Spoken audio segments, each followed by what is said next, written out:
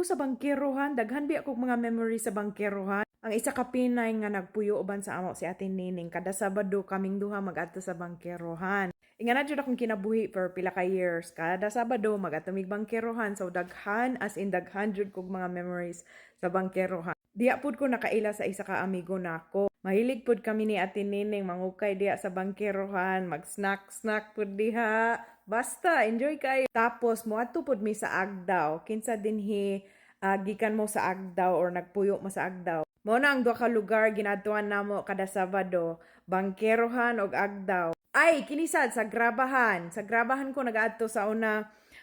Usahay lang some Saturdays mag-adto ko Grabahan uban sa akong isa ka amiga or sa bangkerohan ug sa Agdaw uban kay Ate Nini. Tapos ang ginawat sa kami sa akong amiga kung ato mig Grabahan sa iyang balay didto. Magtanong mig Little Big Star o mangaon mig kanang mango ban sa kanang suka sa lubi or magkaon mig bulad o ban sa rice o suka. Unya usay samtang naami siyang balay, magtudlo sila siya siyang mama magtudlo sila Ilonggo sa ako. O nakakat-on ko gamay nga Ilonggo sa una pero karon nakalimot ako.